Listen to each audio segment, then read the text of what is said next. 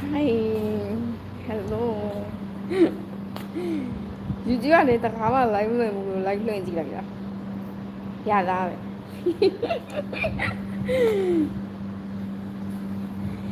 ကျမကတော့ခုကဂျင်သွားမလို့ပေါ့နော်တကယ်ချင်းကိုစောင့်နေရပါယူကြီးကနေ live လွှင့်လို့ရလားဆိုပြီးတော့စမ်းကြည့်လိုက်တာပေါ့နော်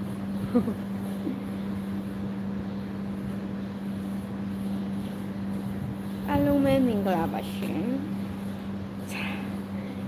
မနေ့တော့ပူရမနေ့တော့ပူရတယ်ကျစနာတော့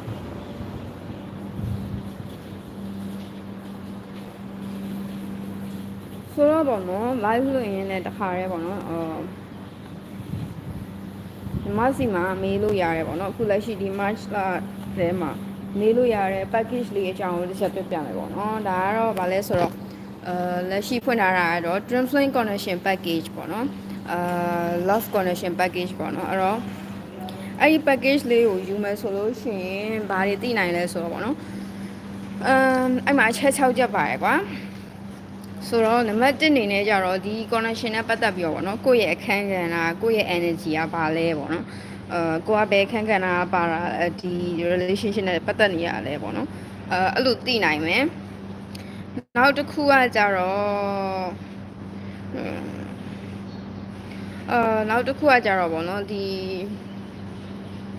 တစ်ဖက်လူရဲ့ပေါ့နော်တစ်ဖက်လူရဲ့ကိုယ့်ရဲ့ twin flame ဆိုလဲ twin flame ပေါ့နော်ဒါမှမဟုတ်လဲတာမန်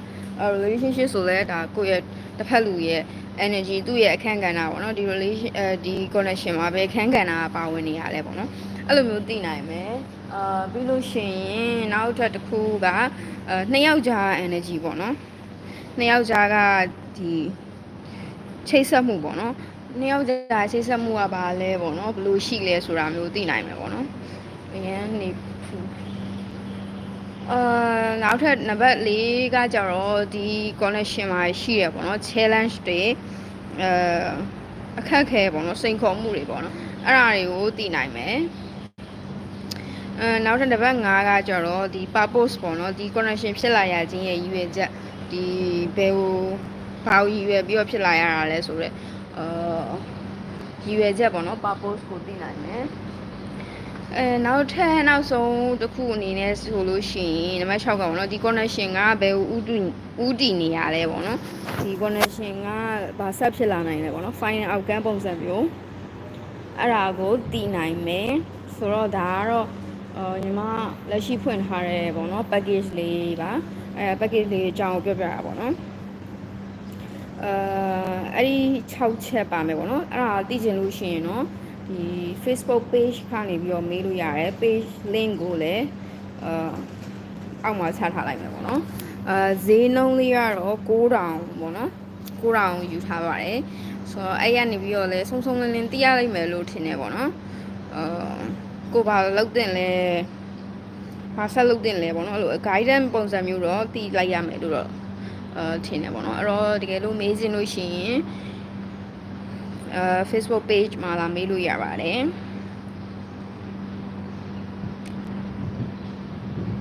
မလာသေးဘူးဘောဘာလို့မြင်လဲဝါဒီရန်တိုက်တာပဲ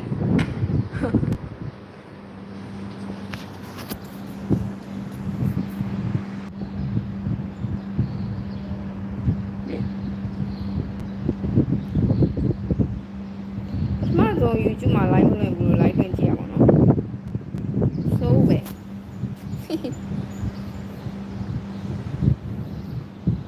ဒေတာလိုက်တာပဲ I don't think green screen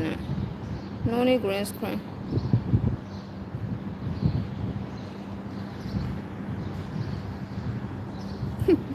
ရှောက်လေးကြည့်နေအောင်အဲ့ဒီ green screen ကိုလို့ပြန်ဖြောင်း